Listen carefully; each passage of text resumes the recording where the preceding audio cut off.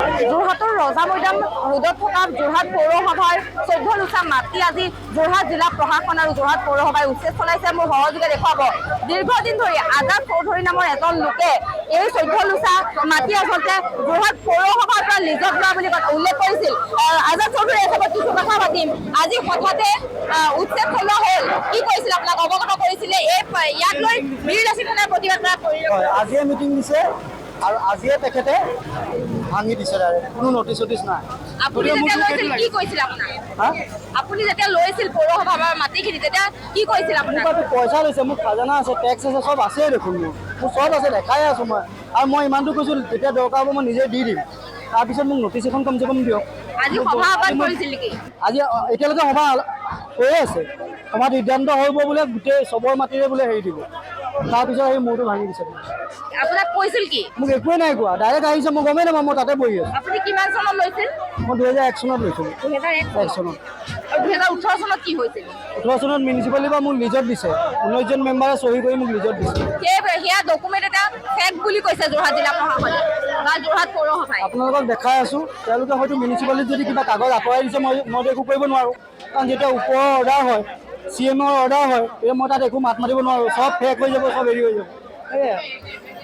হয়, এয়া আচলতে আজাদ চৌধুৰী। তেওঁ উল্লেখ কৰিছে যে তেওঁ সম্পূৰ্ণ যোৰহাট পৌৰসভাৰ পৰা তেওঁক যোৰহাট পৌৰসভাৰ সেই সময়ত যিসকল আচলতে তাৰ কৰ্মকৰ্তা আছিল, পৌৰ সদস্য আছিল, পৌৰপতি আছিল, সকলোৱে আচলতে মাটিখিনি 2018 চনত তেওঁক লিজত দিছিল আৰু 2001 চনৰ পৰাই এই ঠাইত আজাদ চৌধুৰীয়ে বাস কৰিছিল বুলি উল্লেখ কৰিছে। আৰু এই ঘটনাক লৈ তীব্ৰ প্ৰতিবাদ সাব্যস্ত কৰিছিল বীৰ লাচিত থানাই আৰু যোৰহাটৰ বিভিন্ন ঠাইত থকা পৌৰসভাৰ মাটি উচ্ছেদৰ দাবী কৰিছিল। আৰু আজি হঠাৎ যোৰহাট পৌৰসভাত এখন সভা আহ্বান কৰা হ'ল আৰু আজাদ চৌধুৰীয়ে কোৱা অনুসৰি সভাখন শেষ হ'বলৈ নাপালে এনেদৰে যোৰহাট জিলা প্ৰশাসনে উচ্ছেদ চলোৱা পৰিলক্ষিত হৈছে।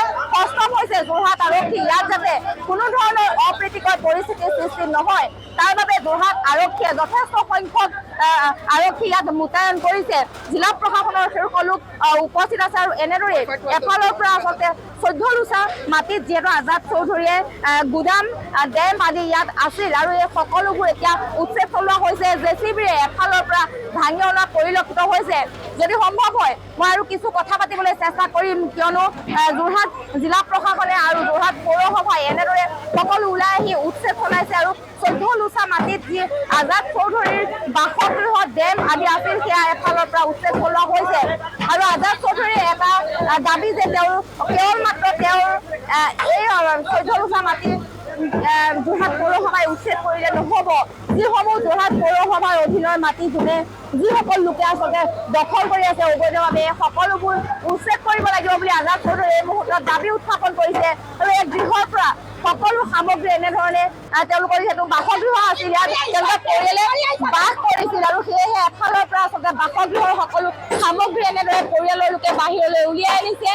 আৰু যিহেতু বাসগৃহ উচ্ছেদ চলিব, বৰ্তমান এয়া উচ্ছেদ অভিযান চলি আছে। মই কিছু কথা পাতিবলৈ চেষ্টা কৰিম, কিয়নো এই ঠাই যোৰহাট পৌৰসভাৰ যিগৰাকী এক্সিকিউটিভ অফিচাৰ কাৰ্যবাহী বিষয়া তেওঁ এটা কথা উল্লেখ কৰিছে যে দীৰ্ঘদিন ধৰি আজাদ চৌধুৰীক এই মাটিখিনি যোৰহাট পৌৰসভাক দিবলৈ তেওঁলোকে অনুৰোধ কৰিছিল। তেওঁ যোৰহাট পৌৰসভাৰ ফালৰ পৰা কেইবাবাৰো নথি প্ৰেৰণ কৰিছিল, কিন্তু আজাদ চৌধুৰীয়ে জিলা প্ৰশাসনৰ কোনো ধৰণৰ কথাত গুৰুত্ব দিয়া নাছিল আৰু দীৰ্ঘদিন ধৰি এনেদৰে আজাদ চৌধুৰীয়ে এই পৌৰসভাৰ মাটি দখল কৰি আছিল।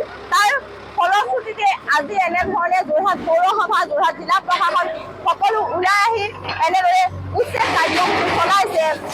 ৰাজস্ব বিষয়াগৰাকী আছে, ৰাজস্ব বিষয়াগৰাকীৰ পৰা কিছু মন্তব্য ল'বলৈ চেষ্টা কৰিম, যিহেতু দীৰ্ঘদিনৰ পৰা এই মাটি আজাদ চৌধুৰীক এৰি দিবলৈ কোৱা হৈছিল।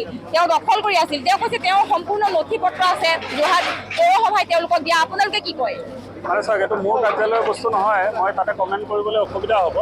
আৰু যোনখিনি তথ্য আমি পাইছোঁ তাতে দিয়া আছে। মিউনিচিপালিটিয়ে এইটো স্বীকাৰ কৰিছে যে এইখন যোনখন কাগজ দিছে এখন ভুৱা কাগজ আৰু এখন লিজ নহয়। এইটো কাৰোতে এনঅ'চি হৈছে নাজানো, বাট তেখেতলোকে মিউনিচিপালিটিয়ে নিজে কৈছে যে এখন ভুৱা কাগজ হয় বুলি। সেইকাৰণে আজি এইখিনিৰ ওপৰত বোৰ্ডে এখন ৰিজলিউশ্যন লৈছে আৰু এই গোটেই ইয়াত যোনটো মানে বহি আছে তেখেতলোকে এইটো কমপ্লিট এইটো ইলিগেল বুলি কৈছে আৰু মানে প্ৰশাসনৰ পৰা এইটো উচ্ছেদ লাগে বুলি তেখেতলোকে ৰিকুৱেষ্ট কৰিছে। যদিহে ভুৱা হয় এই কাৰ্যত আজাদ চৌধুৰীৰ লগত আৰু কোনোবা জড়িত হৈ থাকিব পাৰে? না আমি এতিয়া ধৰি লওক মিউনিচিপালিটিয়ে হয়তো পৰ্যায়ক্ৰমে এইটো তদন্ত কৰি যাব, কিন্তু সদ্যহতে যোনখিনি কাগজ আহি পাইছে এখেতলোকৰ কাগজ পাইছে, সেইকাৰণে আজি এইটো কাম আৰম্ভ হৈছে।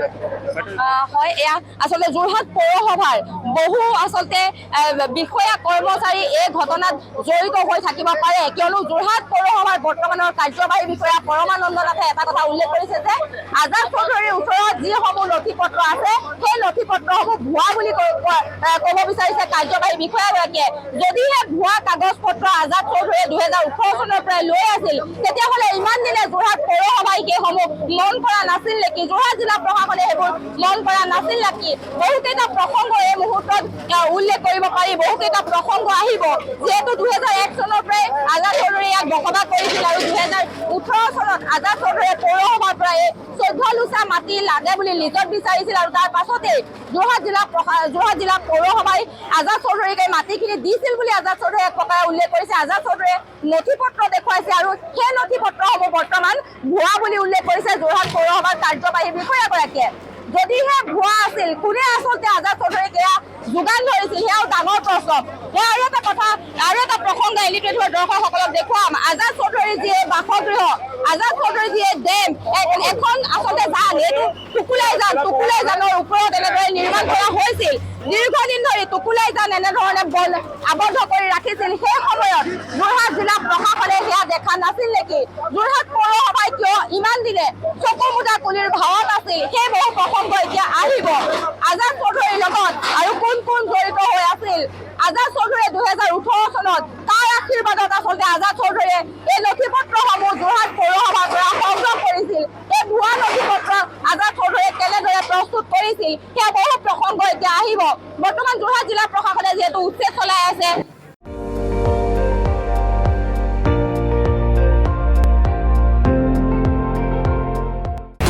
আপুনি চাই আছে ND24, সৰ্বশ্ৰেষ্ঠ নহয় সৰ্বোত্তমৰ দৌৰত।